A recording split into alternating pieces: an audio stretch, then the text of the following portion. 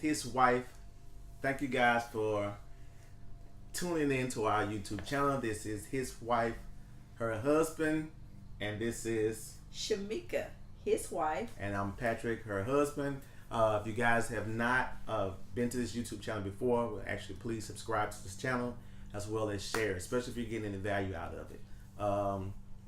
If you do like it, then give it a thumbs up, and also hit the notification bell. So therefore, when we upload videos, you guys will be the first to get that notification. So we're talking about marriage and some of the key things. So there was a question that was asked about marriage and some of the key things that makes marriage work. So we had 4 things that we listed at the top. Then as we began to talking, there was 2 bonuses. Two bonus things that we had, and we think they're key as well. So in this video, though, we're going to talk about commitment, which is the third part of the 4 key things that we believe are necessary for marriage. And so we're gonna let Shamika start out because she wants to start out. There you go. Commitment is a word that it's challenging to explain. However, it's definitely seen through the decisions that a person makes.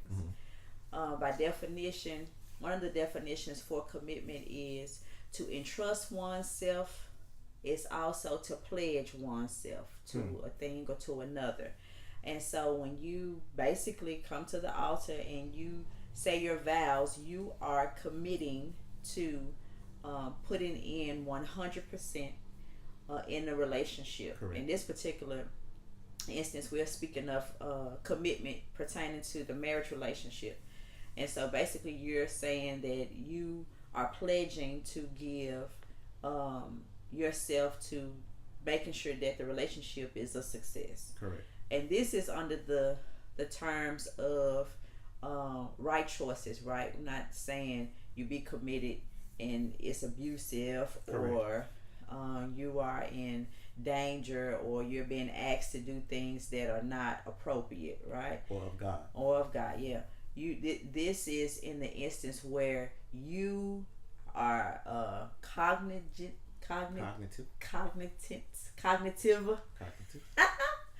I'm always saying words. I like words, but sometimes I get my mixed up. But anyway, that you are basically the traditional vows is for better, for worse, for richer, for poor, for sickness and in health, to death.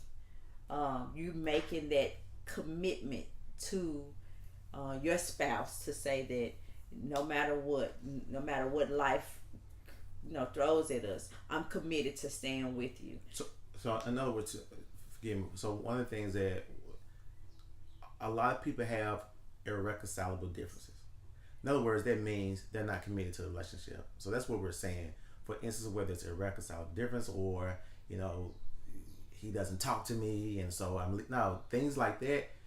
You have to stay committed through those things. If you're being abused, then we understand that. Then that, right. Hey, you committed to making sure that you and if it's children involved, but the safety of you and your children are priority. That we understand. We're talking about all the little things that people just decide they want to get divorced for whatever reason. And one of the topics that we're going to do as well. Now this is big. It's big. Even like she doesn't give sex, or he doesn't give sex. Like, yeah, I know that's a major issue, but that's a commitment as well, because that's not abuse in the sense where it would do bodily harm to the person that's in the marriage. And so even when you speak of we're speaking of commitment, and we were trying to get you guys to know that we understand that it's not a one size fit all, right, for everything. We understand that sometimes there are more physical and more life-threatening situations. In those cases, we probably want to take a look at the commitment. But make sure it's just not a bailout. Yeah. Right? Like, I think when it comes to commitment, it's like it's serious, but I think that our generation has watered down commitment if it doesn't go my way. Correct. Or the person doesn't do what I want them to do. It's like making it selfishness, like making it selfish. Making it selfish, and that's not a reason to say, I don't want this anymore just because you didn't give me the Mercedes or the ring or the Correct. You didn't take me out. Like, stop. So normally when we talk about commitment, the person always points about what the other person is doing. That's not commitment. That's not commitment for you. So you can't make the determination of whether or not you're going to do what you're supposed to do. Because remember now, you are the one who said, I do. Once you said I do, then you have to give 100% effort. That's the commitment. Commitment is on you, not it's on both. It's on both. So yes, you're it works. Responsible. But that's the thing about commitment. It takes you through the time when the other person isn't being committed. May not be committed. Yeah, that's the committed part. Regardless of what you do, how I feel. So our pastor always say, when you're committed, is doing what you said you would do long after the feeling is gone.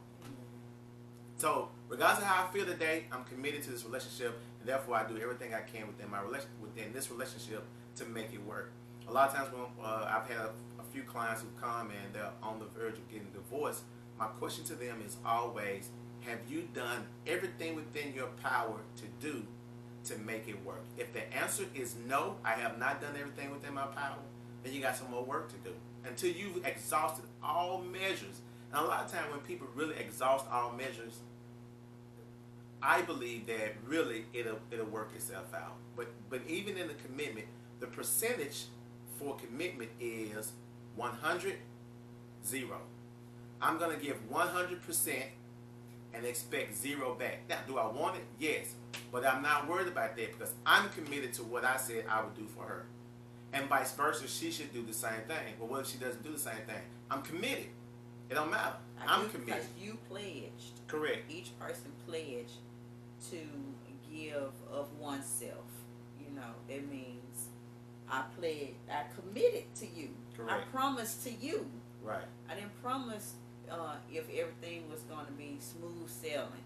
Because in life, we know that a worst case could happen. Right. And that's why we tell people, be careful when you're talking about marrying somebody. Because it's not just a jump in, jump out. And I think we have minimized the value of marriage so much that no one takes marriage serious. Well, hey, we get in and that's not how that's supposed to work. That's not how it was from the beginning.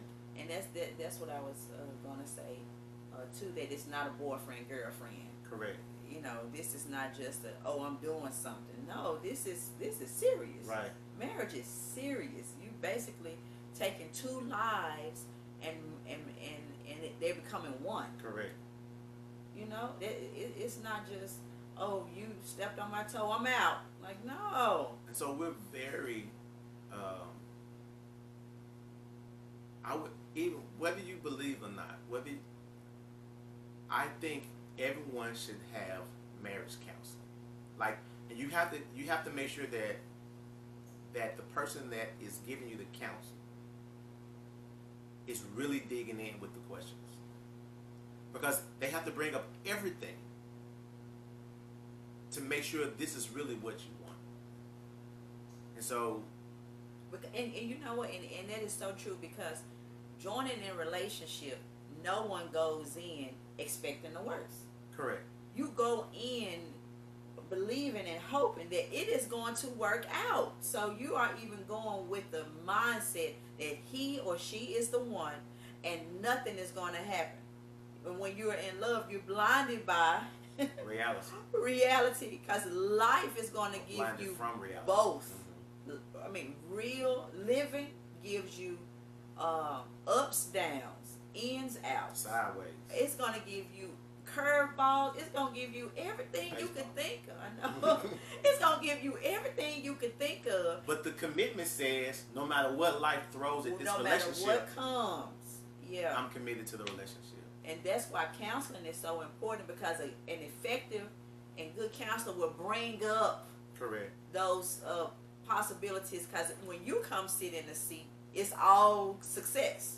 But a good counselor would say, wait a minute, have you thought about what all comes with a successful marriage? It comes with suffering, it comes with some pain, possibly. I mean, there's a whole bunch of things. So another, I guess one of the things we're saying is don't take this thing lightly. It's a serious issue. I hate to say this, but it's hard. Well, I'm not gonna say that. So And not only for newbies, but even for those who, we have invested some years in it. Like you have to go back and look at what you committed to, like revisit what you said. Correct. And stay in community with other believers or other people that who are successful in marriage, and that value marriage, and they love their spouse. There's some people now. I don't hang with them because they don't really love their spouse, and I don't need that negative energy around me because I love my spouse. No matter how much he push my button, I don't push buttons. But no I am perplexed. What happened? Wow. So that's it for commitment. Yeah, it may be some more. It's so to much. It's We can vast, stretch that thing out. But just know that being committed is deciding to stick and stay. That's commitment. Sticking and staying. If you have any comments, please leave those comments. And if you want to email us some questions, email them at hiswifeherhusband97@gmail.com. Thank you guys, and we'll see you later.